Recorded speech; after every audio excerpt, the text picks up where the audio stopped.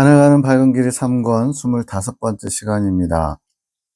3월 30일 창조계시기도 송은자님, 주님께서 말씀하시기를 쓸쓸한 하루를 보내었다. 송은자님이 낮에 마음이 계속 답답해서 주님 마음이 어떠신가요? 라고 말씀드려봤는데 말씀이 없으시다가 이제 밤에 대답해 주신 거래요. 주님의 마음이 지금 쓸쓸한 하루를 보냈다. 이제 아무래도 주님께서 의지하시는 주님의 뜻을 아는 자들의 뭔가에 답답함이 있으신 거죠. 에녹을 위한 기도. 에녹아, 나의 귀하고 아름다운 딸, 내가 네 마음을 귀하게 생각하며 기뻐한단다. 그러나 이제는 나를 향한 마음에서 더 성장하여 나의 아픈 마음을 위로해주는 위로자로 있어 주어라. 위에서 쓸쓸한 하루를 보냈다. 외로우신 거죠. 이제는 주님의 아픈 마음, 슬픈 마음, 외로운 마음을 위로하는 위로자가 되어다오라고 에녹자매한테 주님이 요구하신 거죠. 내가 어떻게 하면 주님을 기쁘게 해드릴까 항상 내게 초점을 두고 있는 것을 안다. 이런 분들도 많지 않죠.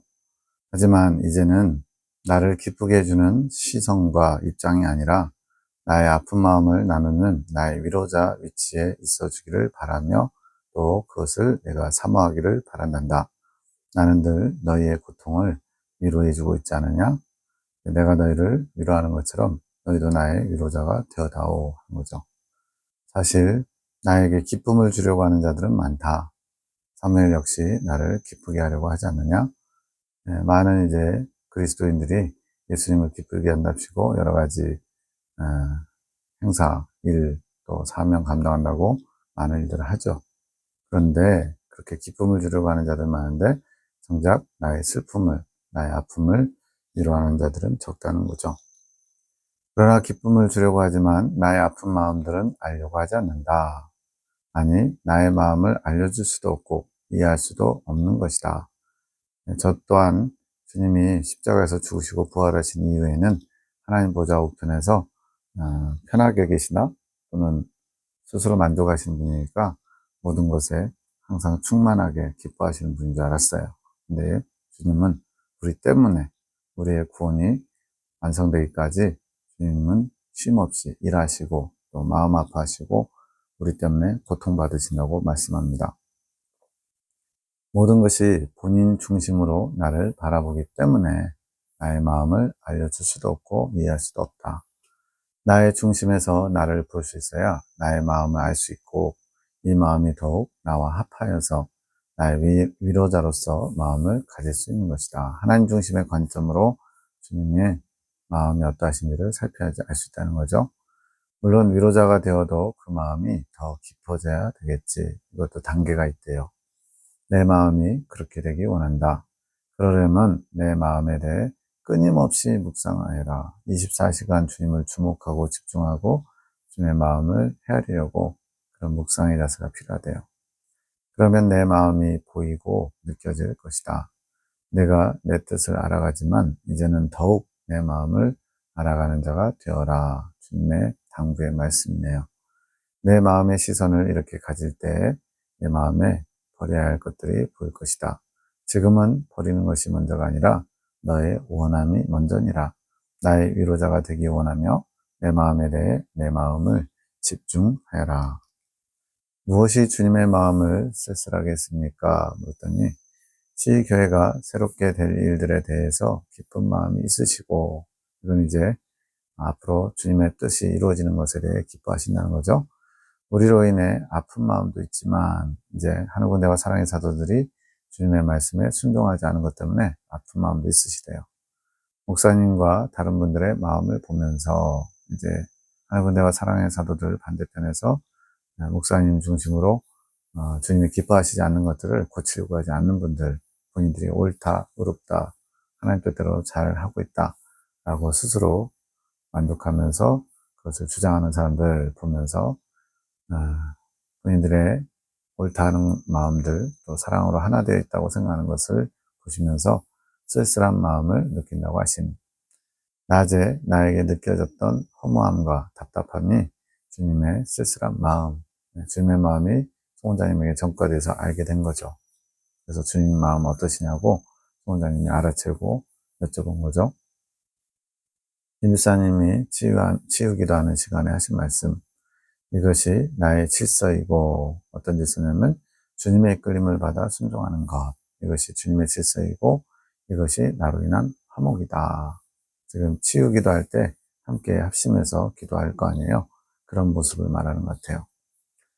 김집사님이 치우기도 할 때 강문사님을 통해 주님께서 환상과 영혼을 주심, 한 분 한 분 기도할 때마다 주셔서 결국 주님의 말씀을 사무해 전원이 돌아가면서 다 기도를 받음. 이게 주님이 원하시는 한 마음을 이룬 것이고 사랑으로 하나 된 것이고, 강문사님을 이끄시는 주님께 집중하게 됨. 우리가 함께 주님의 이끄심을 존중하며 기쁘게 받는 것이 주님의 질서이고 화목이라 하심. 주님을 빼고 우리끼리 한 마음이 됐다고 합심한다고 사랑한다고 그것을 주님의 사랑인 줄 착각하는 일들이 비일비재하다는 거죠. 근데 주님이 원하시는 사랑, 또 질서, 화목은 바로 이런 것이라고 말씀합니다.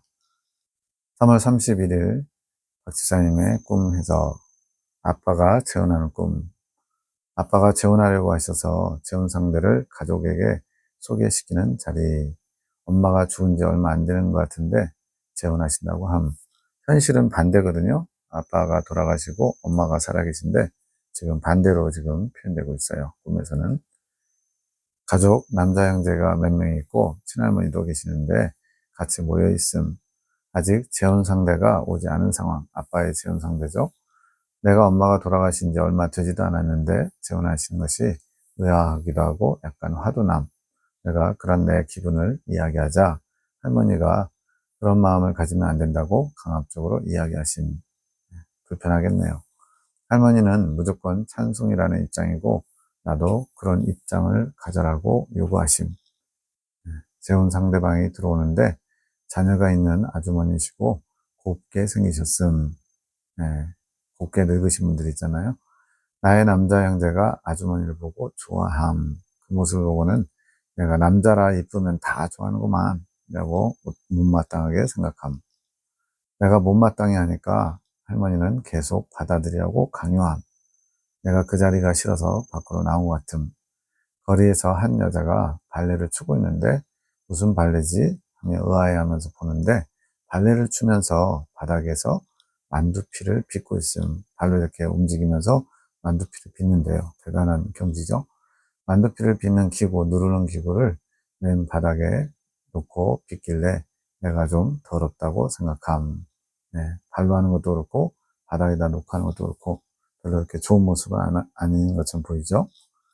장면이 전환되면서 아빠가 보이고 아빠가 새엄마가 아기를 가졌다고 얘기해 줌. 내 마음에 분이 올라옴. 이제 현실적으로 박민희 선생님은 아기를 갖지 못했는데 이게 현실적인 거거든요.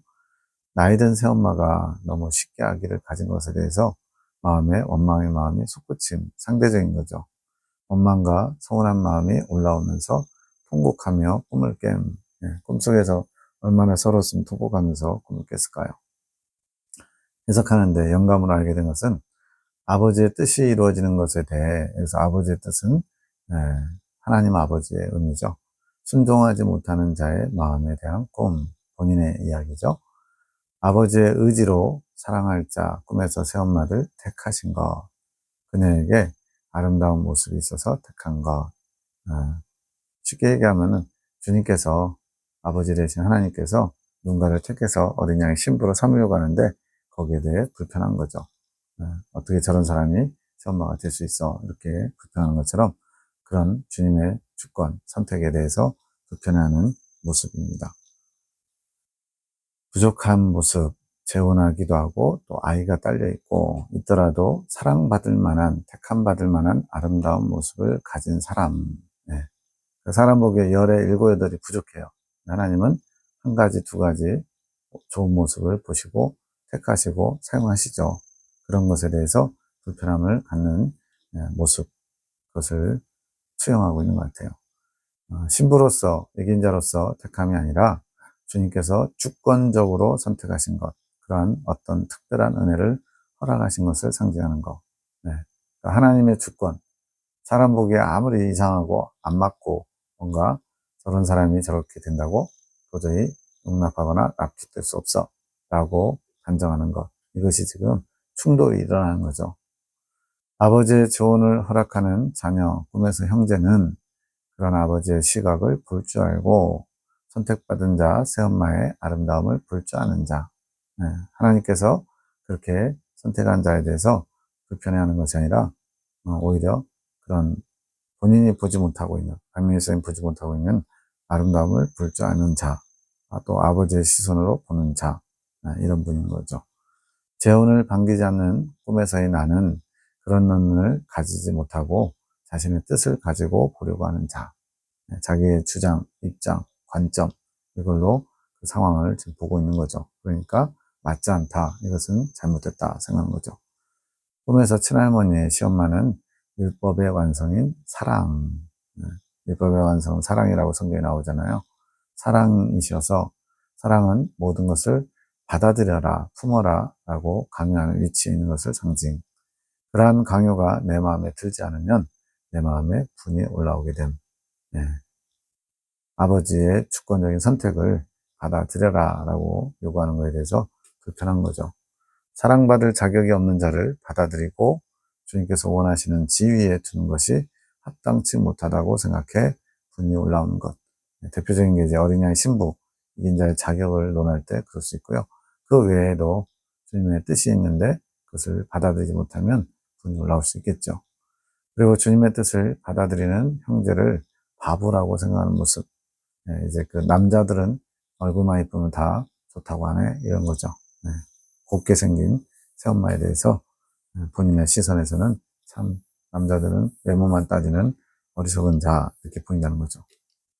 내 딸아, 나의 일들이 일어나는데 보이는 너희의 감정이다. 주님께서 일하시는 것들이 그것을 보면서 이제 각자가 갖는 감정의 모습을 보여주고 있대요. 내가 긍휼을 베풀 자에게 긍휼을 베푸는 것에 그것이 너희의 기준에 합당치 못하다고 느낄 때 너희 마음에 일어나는 일이란다. 사랑과 같은 사랑을 의미하는 시모, 친할머니는 그것을 계속 받아들이라고 한다. 사랑은 그렇게 받아들이라고 강요하지만 너는 그것을 받아들일 마음이 없구나. 용기의 마음. 그것도 하나의 용기가 필요한 거죠. 자기 부인. 그 마음을 받아들이지 못하면 분이 올라오는 것이라. 맞지 않다는 거죠. 합당치 않다는 거죠. 자신이 가지는 당위성, 자기 마음의 잣대로 얻은 스스로의 당위성을 가지고 자신의 감정과 행동이 옳다고 느끼면서 분을 내는 것이란다. 그러한 마음을 가진 자의 눈에는 아름다운 발레처럼 두 번째 장면이죠. 나의 뜻을 이루는 일들을 양식이 더럽게 만들어진 것처럼 보는 것이다. 주님의 양식을 만드는데 발로 만들고 맨바닥에서 만들고 이런 것들이 양식이 더러운 모습으로 만들어진다. 우리 이제 식당에서 주방이 막 불량한 위생시설 상태로 만들어지면 고발당하잖아요. 이제 시선이 그런 거죠. 주님의 양식이 더럽게 만들어진다라고 생각하는 거죠. 근데 그러한 마음을 가진 자, 자기 기준으로 맞다 안 맞다 판단하는 자, 그런 눈에는 그렇게 보인다는 거예요. 그것을 먹는 자들은 모르겠지만 만두를 빚고 있었잖아요. 그 만두를 먹는 사람들, 양식을 먹는 사람은 모르겠지만 자신은 그 양식이 더럽다는 것을 알고 있다는 특권의식을 가지고 바라보는 것이지. 네. 아유, 저게 만두가 발로 빚은 거, 맨바닥에서 빚은 거란 거 알았더라면 그 양식을 먹으려고 하는 사람도 안 먹었을 텐데 본인만 특별한 비밀을 아는 것처럼 생각한다는 거죠. 남들이 모르는 것을 알고 자기는 더러운 음식을 알고 있다는 자고의 마음을 가지는 것이란다. 즉 높아진 마음이죠. 주님의 관점으로 주님의 마음을 품고 보는 게 아니라 자기가 가지고 있는 틀 속에서 저거는 부족해, 저거는 합당치 않아, 저거는 납득될 수 없어, 저거는 인정하지 못해, 이런 식으로 높아진 마음이죠. 자신이 남들보다 더 낫다고 생각하는 자들은 사랑의 순명을 따르지 못하는 자들이야 한다. 뒤에서 사랑의 순명 책자의 내용을 설명해 줍니다. 그런 자들은 나의 마음을 온전히 투영받을 수 없단다. 주님의 마음을 투영한다. 주님의 마음을 통로로서 그대로 내비치는 거죠. 나의 뜻에 대한 무조건적인 순명의 의지가 없기 때문이지. 토를 다는 거죠. 이거는 이래서 안 맞고 저건 저래서 안 맞고 내 기준에 합당치 않다고 생각하는 것을 자꾸만 불편하게 생각하면서 토를 다는 거예요. 나의 긍휼이 적합하지 않다고 느낀다. 나의 긍휼로 그 부족한 신부가 얻는 기쁨의 산물이 자녀다. 자기에게는 이제 새엄마가 이제 자녀가 딸려 있었잖아요. 자기에게는 그 자녀를 허락하지 않으면서 새로 이제 임신한 아기 가진 거 얘기하는 거네요. 자기에게는 그 자녀를 허락하지 않으면서 누군가에게는 특혜와 같이 그것이 허락된 게 억울하고 섭섭한 것이지. 현실에서 이제 박민일 사님이 자녀를 갖고 싶었지만 주님이 허락지 않으셔서 자녀가 없거든요. 그러다 보니까 나는 이렇게 자녀 갖기가 어려운데 저 사람은 갖기에 합당치 않은 사람인데 자녀를 가진 거에 대해서 섭섭하고 억울하고 분통 터지고 그런 거죠. 나에 대한 억울함이고 섭섭함이란다. 주님의 그러한 이끄심, 결정 이런 거에 대해 섭섭한 거죠. 내가 베푼 긍휼을 합당치 못한 자가 받았다고 여기고 새엄마예요. 분을 품는 것이 어찌 그 분을 품는 자에게 연단이 아니겠느냐. 사실 주님의 관점으로 사랑이 요구하는 대로 품었다면, 용납했다면 이런 연단받을 일이 없어요. 그런데 그 마음을 품지 못하니까 그것이 연단거리가 돼가지고 분이 올라오고 자기 마음에 원망과 분이 가득하게 되는 어려움을 겪는 거죠. 이 마음을 뽑아내야 한다. 제거해야 된다. 나의 긍휼의 잣대를 나에게 두어야지 자기 자신이 가져서는 안 되는 것이란다. 성경에도 내가 긍휼히 여길 자를 긍휼히 여기고 또 저주할 자를 저주하신다는 표현이 있잖아요. 주님의 관점으로 봐야 되는데 내가 보기에 저 사람은 긍휼을 입을 만한 사람이 못돼 라고 판단한 것 가지고 계속 그것을 고수하면 결국은 본인이 연단을 받는 환경에 빠지게 된다는 거예요. 목사님 일을 말씀하시나요? 이게 무슨 말이냐면 그 C교회에 지금 불의한 종에 해당하는 K 목사님의 그런 잘못들이 우리가 보기에 더 많은데 주님은 우리가 잘못했다. 너희가 용납해라. 수용해라. 이렇게 말하는 것처럼 느껴지는 부분이 있었나 봐요. 그래서 그 부분 K 목사님에게 관대한 주님을 느끼는 것에 대해서 말씀하시는 건가요? 라고 이제 깨달음이 온 거죠. 비단 K 목사뿐이겠느냐. 이미 내가 만약 하나님이었다면 이미 내쳤어도 벌써 내쳤고 심판의 큰 진노의 포도주 틀에 던져버릴 것 같은 그런 모습인데 주님은 왜 계속 관대하게 또 긍휼히 여기면서 기다려 주시지? 이런 거죠. 그런데 내가 다른 이들을 향해 베푸는 긍휼을 적당하지 못하다 느끼는 모든 일들이 다 그러하다. 자기 자신과 관계가 없으면 더 낫다. 이거는 이제 나하고 상관없는 일이면 이렇게까지 분이 날 일도 없고 또 불편할 일도 없죠. 근데 나와 관계된 나를 힘들게 하는 억울하게 하는 그런 상황 속에 있으니까 불편한 거죠. 그러나 관계가 깊을수록 자신과 비교하게 되는 것이지. 하나님이 나한테는 이렇게 해주시면서 저 사람한테는 나보다 훨씬 더 관대하게 잘해주시네, 참아주시고 기다려주시네, 오히려 내게 주신 복보다 더 많이 주시네, 이러면서 상대적인 박탈감에 빠지는 거죠. 관계가 있을 때. 마르다가 가장 사랑하는 동생에게 나의 긍휼을 질투했던 것이란다. 예수님과 제자들이 찾아와서 말씀을 가르칠 때 마르다는 음식 준비로 분주하고 마리아는 예수님의 발치에 앉아서 말씀 듣는데 집중하니까 마르다의 마음에 이제 자기가 발동해서 내가 이렇게 고생하고 있는데 내 동생이 이렇게 언니를 도와줄 생각도 안 하고 이렇게 자기가 하고 싶은 거 한다고 나도 얼마나 예수님의 말씀을 듣고 싶은지 아냐고 제발 좀 내 동생에게 언니를 도와주라고 얘기 좀 해달라고 예수님한테 청하죠. 마르다가 마리아를 싫어하거나 미워한 게 아니라는 거예요. 가장 사랑하는 동생 나사로, 마르다, 마리아 세 남매가 부모도 없이 지금 살고 있는데 그런 동생에게 지금 질투심을 느낀 거예요. 주님께서 그 아이가 말씀 듣는 일에 집중하는 것을 용납하는 것이 못마땅한 겁니다. 음식 준비에 분주한 자신보다 더 뭔가 주님의 사랑을 받는 것처럼 보이니까. 그녀의 잣대가 나의 뜻보다 우선되는지를 몰랐기에 그 일을 행하게 된 것이 더 크다. 본인의 잣대, 이때는 이렇게 해야 된다라는 기준이 있는데 그것이 주님의 뜻보다 우선되는 더 옳다고 여겨지는 그런 것을 몰랐다는 거죠. 내 마음을 다 알지 못해서 그렇지 내 마음을 자신의 마음에 담을 줄 모르는 자들이 하는 실수란다. 즉 주님의 마음을 내가 담았더라면 주님의 마음을 알았더라면 주님의 마음을 내가 수용하고 그 마음을 품었더라면 그렇게 원망하거나 분노하지 않게 된다는 거죠. 나의 마음을 담으려고 하는 자들은 그 모든 판단의 잣대, 자신이 스스로 만든 잣대를 포기해야 하는 것이란다.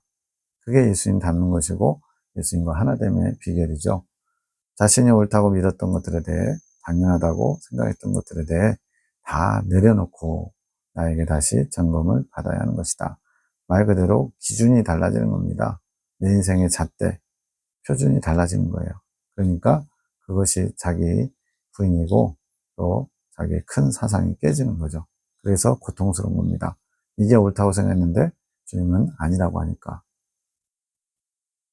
그것이 자아가 깨지는 과정이다. 관점의 변화가 우선되어야 행실이 따라오는 것이란다. 저도 이제 창조계시를 받기 전에는 뭔가 연단 과정 그러면 행실이 변화되는 거에 많이 초점을 가졌던 거예요. 근데 그런 행실이 겉모습만 바뀌어가지고는 아무런 유익이 없어요. 오히려 허리와 위선에 쌓이게 되겠죠.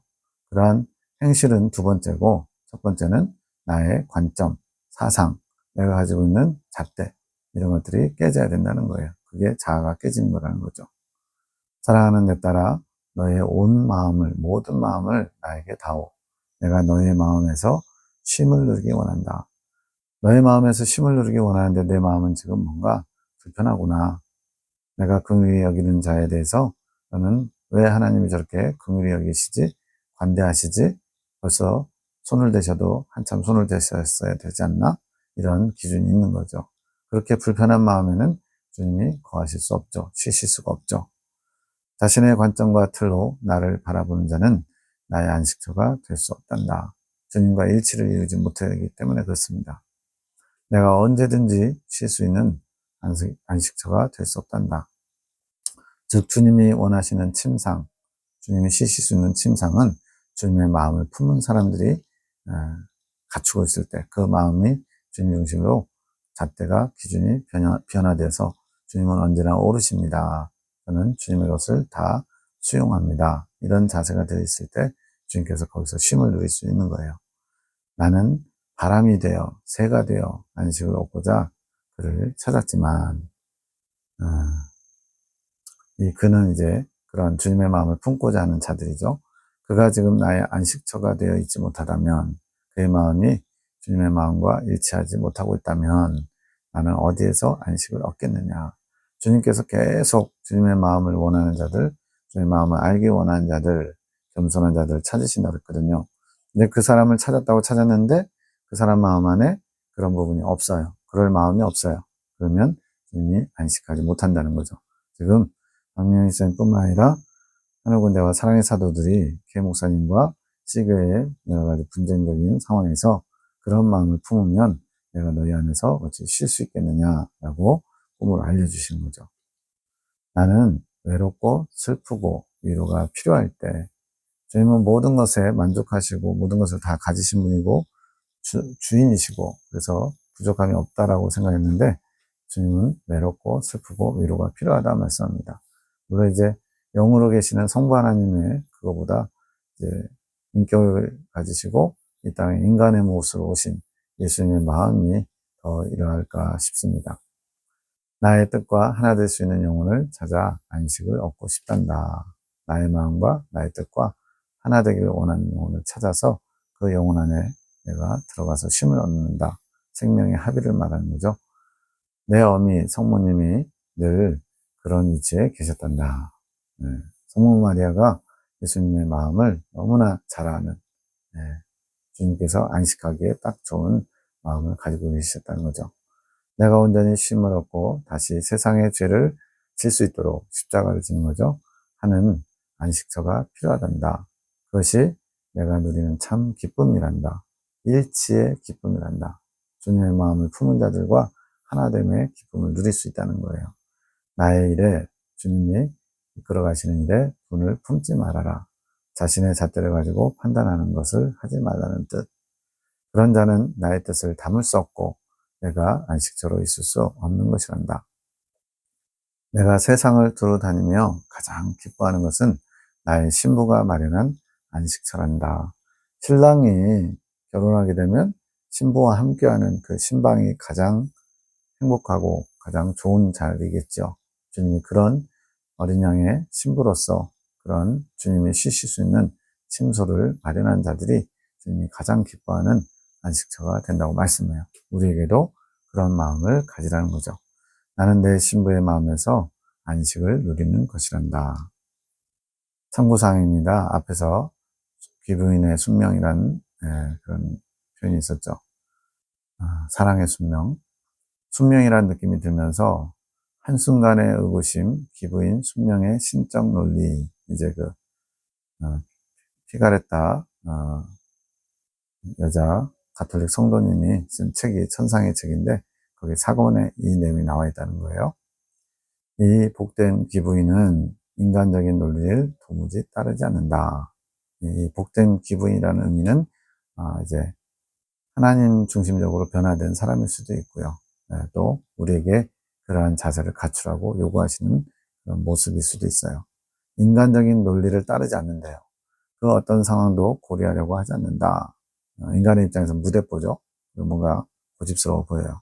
사실 그녀는 이치를 따지는 법이 없는 듯하다. 인간적인 논리로 이치를 따지지 않는데요. 이처럼 비논리적인 존재와 상관해야 되는 것은 여간 난처한 일이 아니다. 나하고 안 맞잖아요. 그래서 상대한다, 관계를 맺는다, 같이 서로 뭔가 대화를 한다. 이런 것들이 여간 난처하다는 거죠. 조금이라도 사이좋게 지내려면 우리 자신의 논리를 포기해야 된다. 각자 가지고 있는 옳음, 자기 잣대를 포기하지 않으면 대화가 안 된다는 거죠. 그녀는 자랑스러워하며 이렇게 말하기 때문이다. 나는 인간적인 논리라는 것을 쓰지 않기에 인간의 관습에 적응할 수 없다. 우리 이제 표현으로 사회 부적응자라는 표현이 있잖아요. 다른 사람들하고 굉장히 다른 가치관, 사고를 가지고 있어서 잘 대화도 안 되고 어울릴 수도 없고 거의 기부인이 그래요. 근데 이 순명, 하나님의 뜻이라면 무조건 그것이 옳다라고 하는 이 순명이라는 기부인은 지금 이런 모습이라는 거예요. 나의 논리는 신적인 논리다. 인간의 논리, 인본적인 논리가 아니라는 거죠. 그런즉 나와 사이좋게 지내기를 원하는 사람은 반드시 자기 자신의 논리를 버리고 나의 논리를 습득해야 하는 것이다. 우리에게도 주님이 이러한 자세를 원하신다라고 볼 수 있겠습니다.